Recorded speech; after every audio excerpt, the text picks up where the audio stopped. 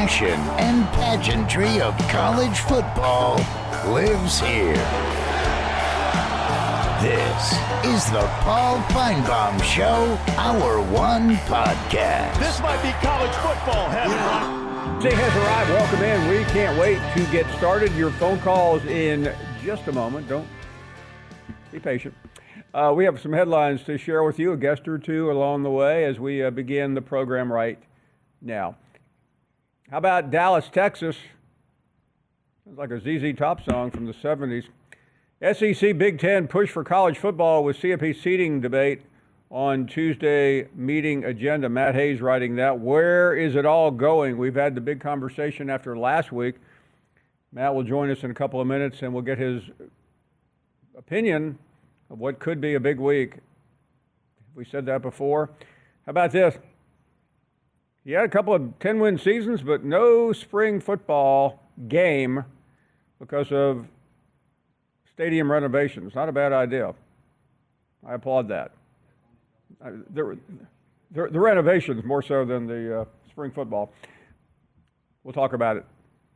Number one basketball team in the country. Is that a halftime score or is that a final score? Rory Harmon, part of that stifling defense that the number one team put down on the Dogs yesterday, 57-26. We'll talk to Rory in just a couple of minutes, one of the great players in the SEC. Another book is out, and this is about Sonny Vaccaro. You ever heard of him? He's the guy that signed Michael Jordan to Nike, perhaps changed sports forever. His co-writer will join us a little bit later in the show, Armin Katayan. And Adam Rittenberg joins us now trying to ask this burning question. I mean, I walked into a coffee shop this morning and everybody was asking me, who will be the next college football coach to win his first national championship? I offered Kalen DeBoer and they wouldn't even serve me. Adam Rittenberg joins us right now. Adam, great to have you on. So let's get right to it. I think there are a couple of pretty obvious names at the top of this list. Good afternoon. Tell us all about it.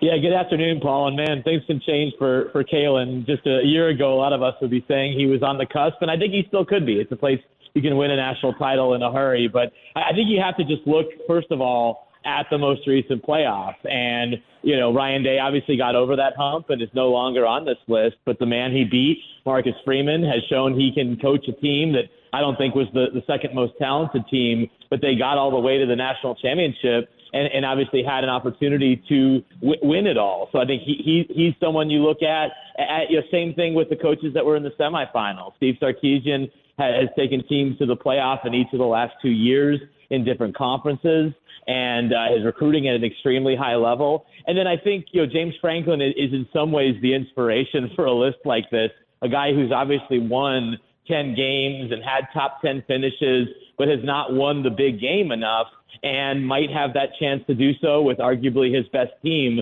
coming back to Penn State for the 2025 season. And there's others as well, but I think you have to look at this playoff. Dan Lanning from Oregon, the only undefeated team. They were the number one seed. You know, they've been very close to breaking through, but until he does that, he's going to be on a list like the one I put together today. Adam, I think you may have answered my next question with one of the names you just dropped, but of all those names, a lot of good ones, and some have been close, but who among those has the most pressure on him to win one?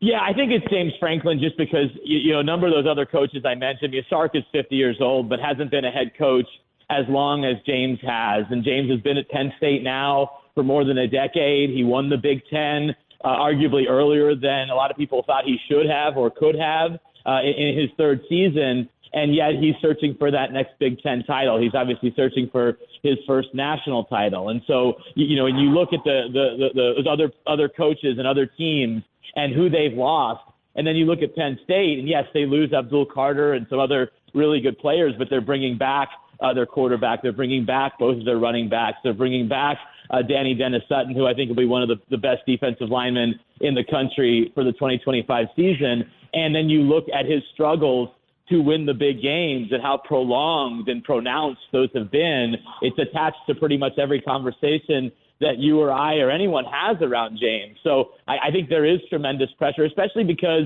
you know, earlier in his tenure, he talked about, you know, things that maybe Penn State had to do institution-wise to position itself for a national title. You listen to him or interview him. I'm sure he's brought up his athletic director, Pat Kraft, his president, and how he really feels like everything is lined up. So now they have to get it done. And this is a season where they're absolutely positioned to at least have a chance to get to the national championship game and win one for the first time since 1986.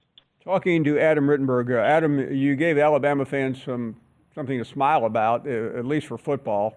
Let's talk about Kalen DeBoer and a 4-loss season, far into Alabama fans, really, for the last 17 years. What do you make out of where he is right now on the cusp of trying to change the direction, at least after 1 year?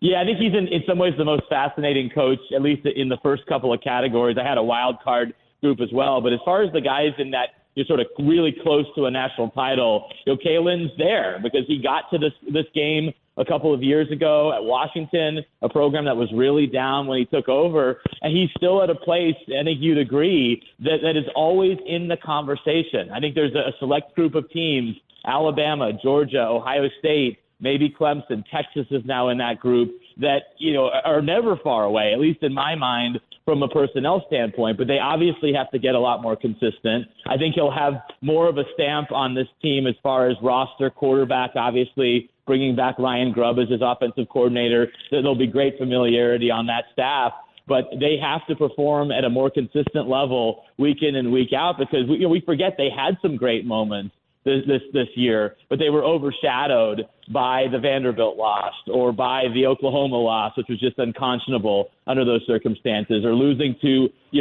Michigan's D team essentially in the bowl game. You just can't have that at a place like Alabama, and that consistency is something that we're all going to be monitoring for Kalen going into year 2 because he's no longer a new coach. He should have more of his stamp on how this team performs week in and week out. I'd like to throw a couple of other names at you because one has played for a national championship. One just let a great team get by without getting to the playoffs. Let me start with Brian Kelly, who, I don't know if it's pressure, but he faces some anxiety probably for the first time since the middle of his run at Notre Dame. No doubt, Paul, and I think it is genuine pressure. I mean, you don't leave Notre Dame for LSU without the express purpose of trying to win a national championship. And all you have to do is look at the history at LSU. By year 4, you should be winning or at least contending for a national title at LSU. So if they go through this year and they're not part of the playoff, there's going to be significant pressure on BK, on Scott Woodward, on everyone around LSU as to why isn't this happening, because that's another program, and we've seen it throughout their history. LSU isn't the type of place that really needs a long runway to get to a national championship team. They're not a team that has to win 8 and 9 and 10 and then finally break through. They always have that talent and kind of that magic in the bayou that if they hit it right with the right quarterback and the right roster, they can rise right up to that national championship contending level. And I think in year 4, especially with what they have coming back on both sides of the ball, quarterback on down, LSU, anything short of a playoff appearance this year would be a massive disappointment, especially 4 years into BK's tenure. Adam, before you go, the CFP is meeting. There's been so much conversation and debate since last week's SEC Big Ten meeting. Just your overall thoughts on the continuing changing world of intercollegiate athletic, especially toward the CFP. Right. I guess it shouldn't be surprising that the Big Ten and the SEC are throwing their weight around, and we'll see how successful they'll be in terms of pushing through change for the 2025 playoff. But certainly you'd be naive to think that their influence will be minimized going forward just because of the way change, it's easier to kind of foster change and obviously the power that's concentrated in those two leagues allow them to really push their agenda. And, you have a guy in Greg Sankey who's obviously been around college athletics for a long time, but understands the power of the SEC and the brand and the money in that league. And then you have Tony Petitti, who, again, has been around college athletics, but really comes from the TV world, the pro sports world. Tony doesn't strike me as an overly sentimental guy, so he's not one that's going to react too strongly to these claims of, oh, you're ruining college sports and all the great things that we loved about it for decades and decades. He's going to do what's best for the Big Ten, and that's obviously to push for more access. So it's going to be very interesting to monitor what happens this week, but certainly in the meetings to follow, because it's very clear where the power is in college football, and it's in those two conferences. Adam Rittenberg getting us started. Many thanks, Adam. Appreciate a couple of different topics as we begin here on this Tuesday afternoon. A long way to go. And how about Rory Harmon, one of the great young players in the country, the senior from UT Austin. Matt Hayes joining us from USA Today, and Armin Katayan, a brand new book out today that he co-authored with Sonny Vaccaro. Your phone calls around the corner. You're listening to the Paul Finebaum Show podcast. And Rory will join us in a couple of minutes. Matt Hayes, some strong thoughts on the playoff, and Armin Katayan. Your phone calls right now. Let's get ready to start with Sarge in Lexington, Kentucky. Hello, Sarge. Good afternoon. Good afternoon, Paul. St. John, ranked at number 7, was absolutely not on my bingo card for 2027. And I can tell you that there is a complete sea change of opinion in the Big Blue Nation around how we feel about Rick Pitino. And for us, having Dan Hurley turn us down and then watch Rick absolutely smack down UConn by 14 points, I don't know. There was some sweet karma there. Yeah, I mean, think about Dan Hurley turned you down, and didn't he turn the Lakers down? I mean, he's turned everyone down. If his wife's got to be furious with him. I mean, because I think we were going to offer him a $3 million. Yeah, I mean, at some point I would just tell my wife, listen, if you want to live in Connecticut, we can afford a second home, but I'm leaving. Sure. Let me ask, I have 2 other points, and then I'll make it quick. High-level stuff. 2 years ago, I thought to myself, okay, if the entire pie of economics of college sports is more or less the same year to year, and I know there's changes in ESPN contracts and this and that, but high level, if you assume the pie doesn't change much year to year, I thought that NIL would crowd out the coaching budgets.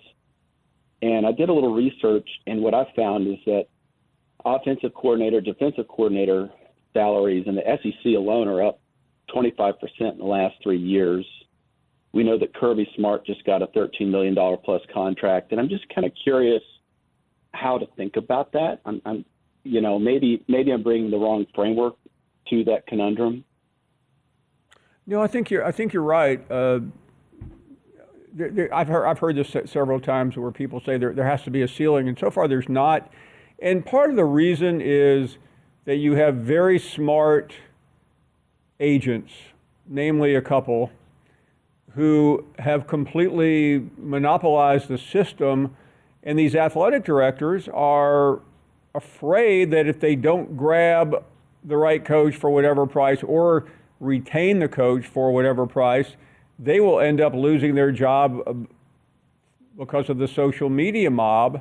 And they're just, and one more thing, it's not their money. It's not like the two of us, let's say we started a business where we're watching every paperclip. These guys don't care.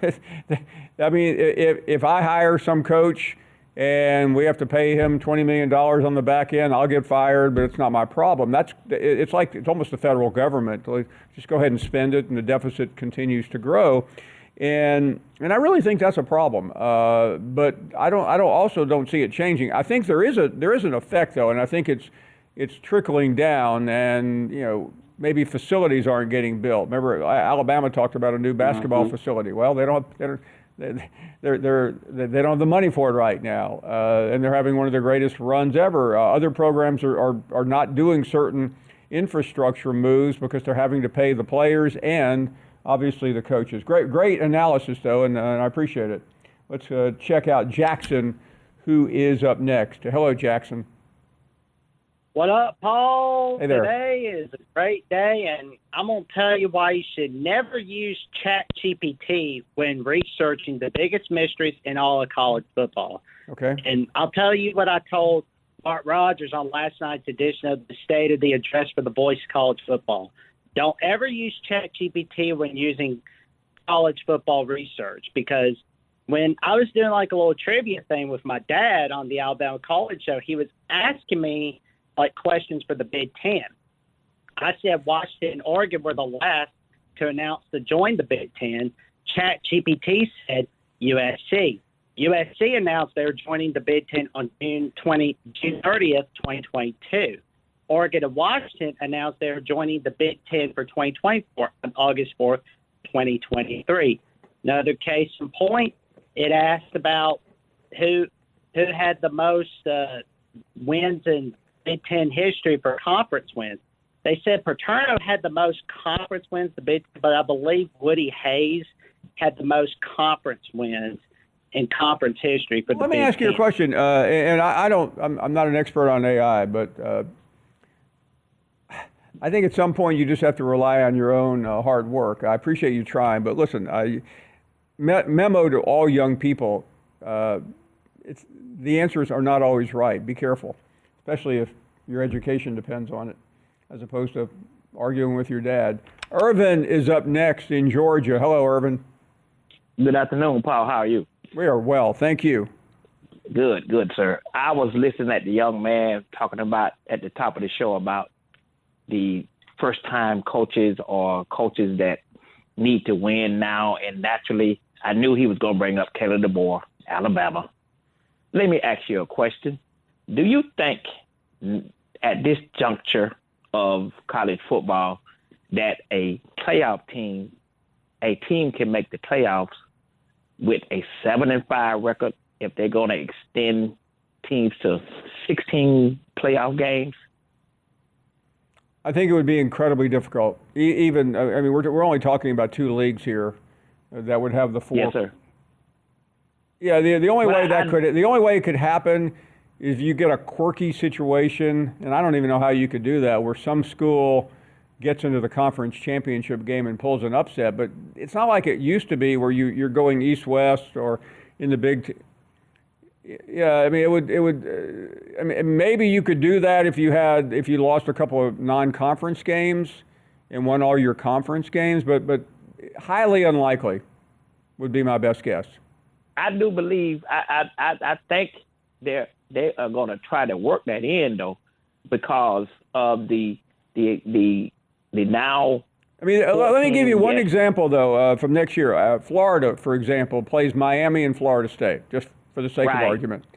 Let's say they lost both those games and then went the rest of the way with only one or two losses, and it was just quirky, and they had a tiebreaker. That's about it. Hey, great call, Irvin. Thank you very, very much.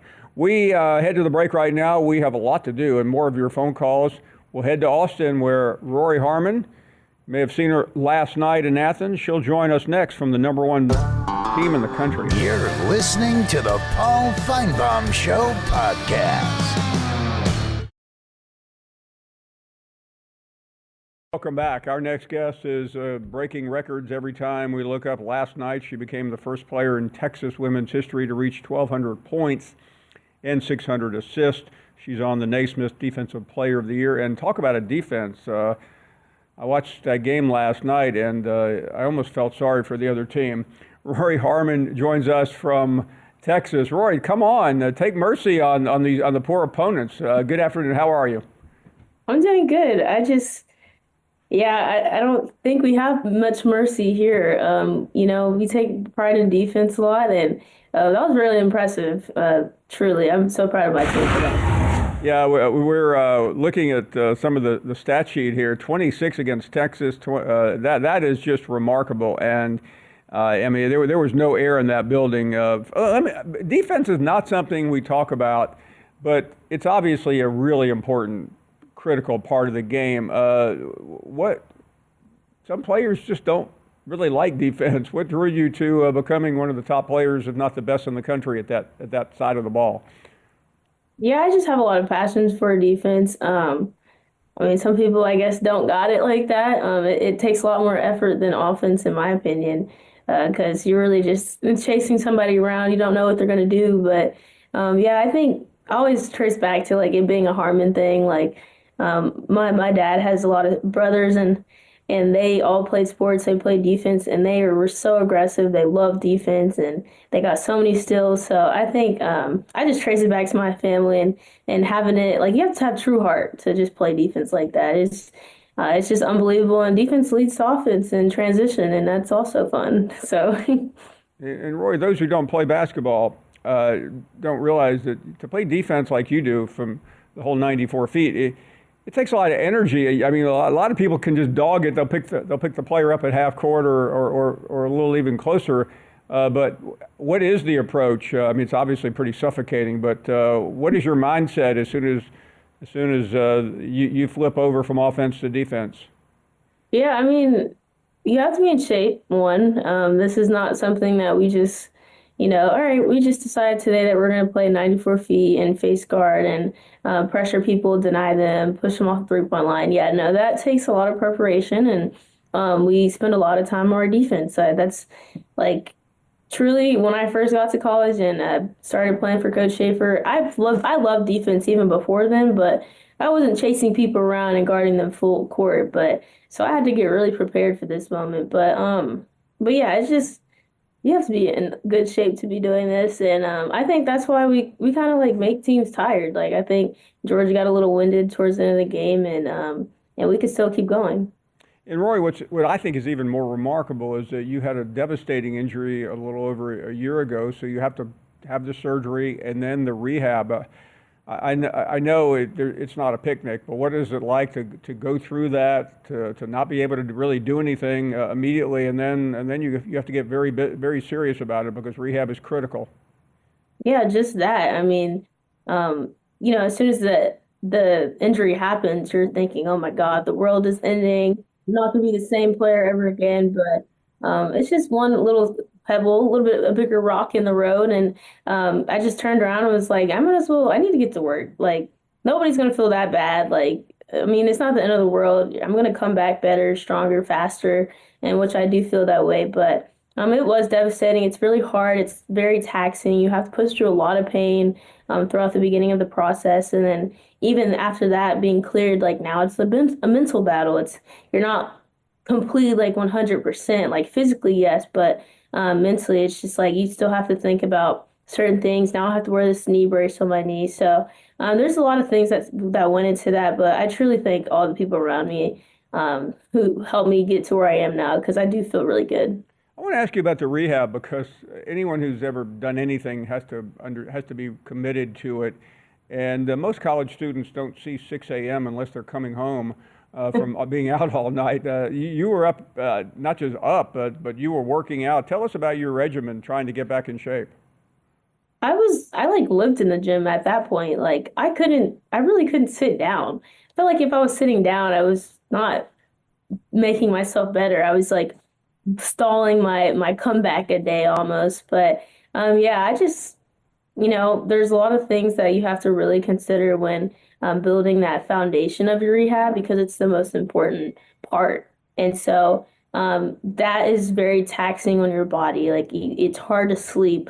You can't like walk normally. There's a lot of things you really can't do anymore, and you had to rely on other people to do it for you. And that was another thing. Like I felt like such a burden most of the time, and they told me I wasn't, but I still felt that way. But yeah, that rehab is very strategic, and I think what we did, we couldn't have done it better. So I never have, like, knock on wood, of course, but I don't have knee pain. Like I couldn't have done my rehab any better than what I did. So. What is that moment, though, Rory, when you just finally have to get it out of your mindset and just let go, because you can't be an elite athlete like you and be thinking, oh my goodness, maybe everything isn't right. No, you're right. I mean, it obviously takes a while, but I think how you do your rehab and how you do your recovery is like the same thing on the court. Like if you're training every day, you're getting up shots every day, working on your ball handling every day, you're not really worried. You're very confident. You're confident the shots are going. You're confident you can handle the ball. So it's the same thing with rehab. Like the harder you work, the more confidence you get in doing that. Like it kind of just starts going out your head. Like I don't even think about like taking any wrong steps or bumping into people. Like, I welcome that. I really do. That's just a part of my game. And so like I was cleared at 10 months, and obviously I wasn't like 1,000% myself because you have to work over that mental barrier. But once that barrier is gone, it's Roy Harmon all over again. So Finally, number one team in the country. I realize that means nothing in late February. Coach Schaefer has been there before. He has come so close, as you well know. But what's ahead over these next couple of weeks with a brutal schedule, the tournament, and then the NCAA? Yeah, this ranking is what other people see us as, and obviously we're grateful to be in that position, and we're grateful just to have worked up to that point because nobody really sees like what Texas women's basketball does behind the scenes. But I think it's like we didn't really do much last week that we did this week that was completely different. So we just have to keep our head down and keep working, stay humble and hungry. We're really not worried about, we're really just looking forward to finishing this season off right in the conference and then just, getting prepared for the tournament with those 3 games in a row. So it doesn't really mean too much, but obviously, like, it's great to be in this position. I know you head to Mississippi State next. So I'm sure Coach Schaefer knows his way around Starkville in case you're looking for someplace good to eat. Hey, it's so great to have you on, and all the best. And thank you for sharing your story. I know a lot of people out there took a lot from it. Be well. Thank you so much. Thank you, Roy. Great to talk to Roy Harmon joining us from Austin just the night after a suffocating defensive performance in Athens. We'll take a short break. Your phone call straight ahead. You're listening to the Paul Finebaum Show podcast.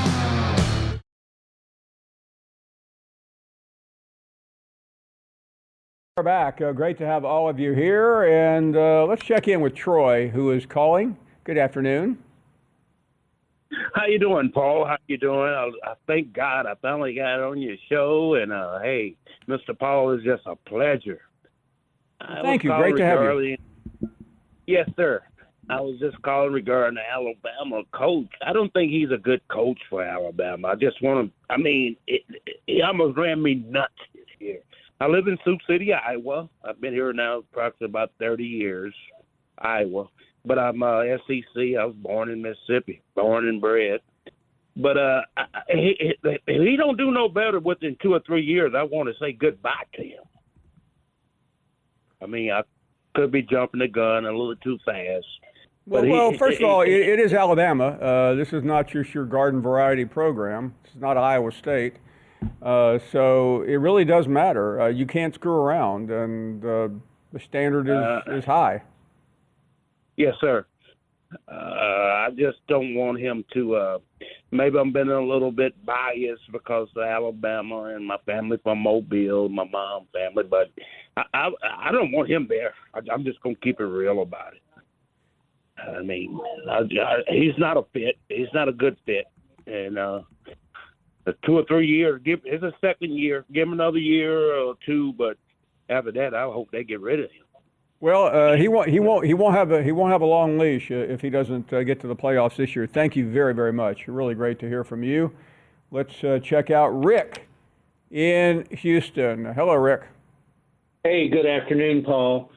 So, got a couple of comments on a couple of callers, and then I'll finish with a dad joke for you if you don't mind. Of course. But Paul, I appreciate the history lesson you gave young Braxton yesterday on SEC baseball and Coach Skip Bertman when he proclaimed Tony Vitello to be the greatest baseball coach of all time.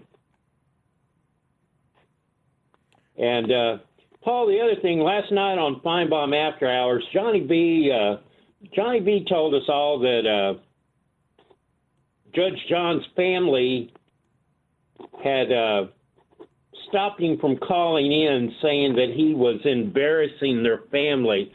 Paul, just let me say something. When a man gets to be 90 years old, leave him the heck alone and let him do what he wants to do. Judge John, call the show. Finebaum Nation stands behind you. So, Paul, on the dad joke. I was having an argument with my wife the other night, and she pulled her top up in the middle of the argument that I was winning. It was a booby trap.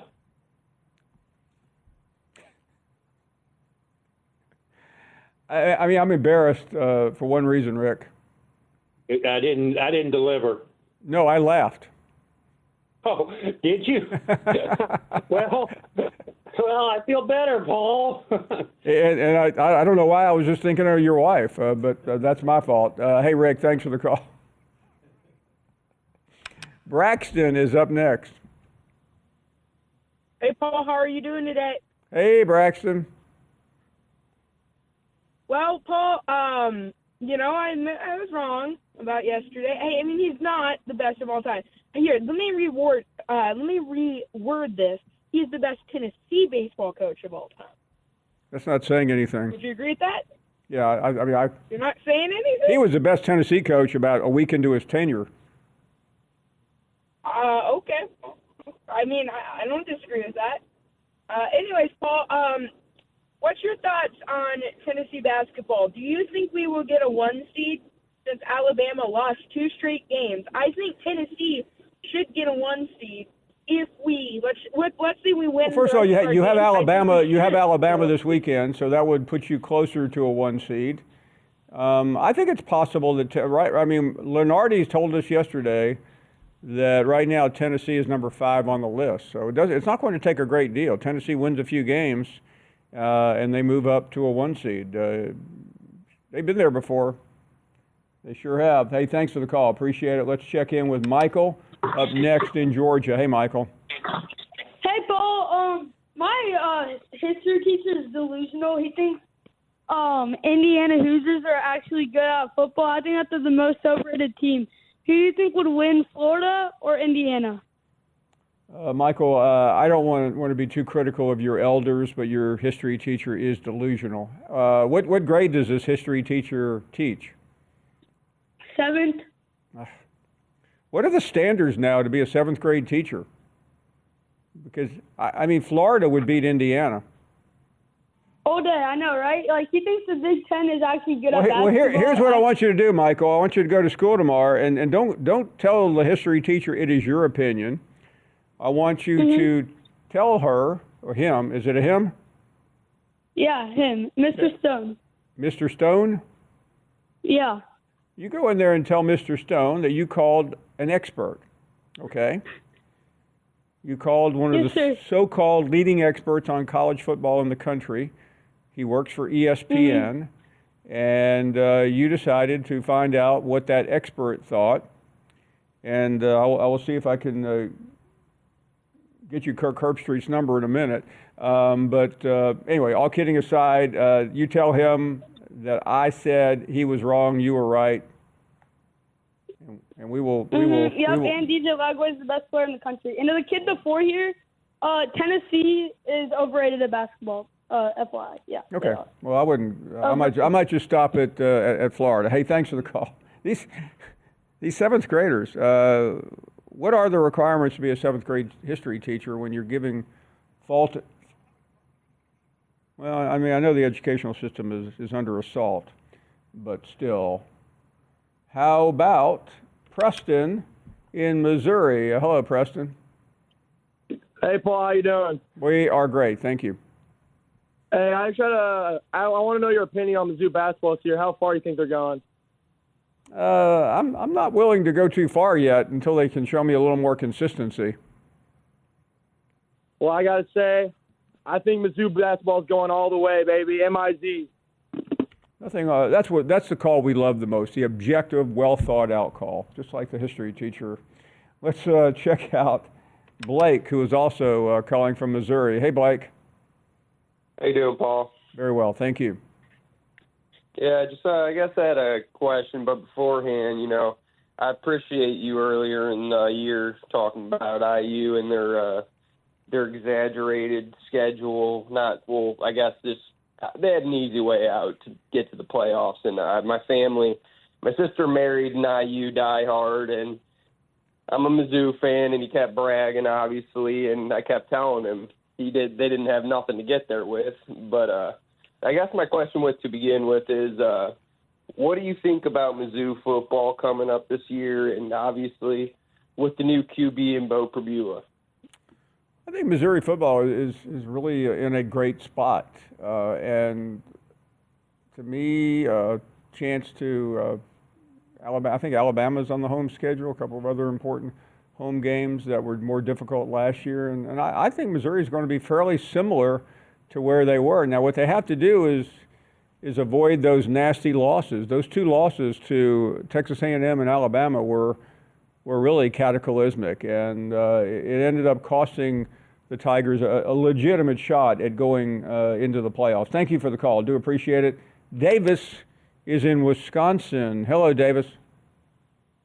D Father State is 0-6 when the opponent scores over 85 points. Is there any way to slow down Bama, or just hope they have an off night? Well, I think what we saw in the Auburn game was really the best way. You have to suffocate Mark Sears. Okay, and I hope John from St. Louis has a good day in court. Yeah, we have not heard any update from there, so we'll try to see what we can do. Lonnie is up next. Hey, Lonnie. Hey, Paul. How are you doing today? Very well, thank you. Hey, I just had a couple of quick questions, a couple of quick points.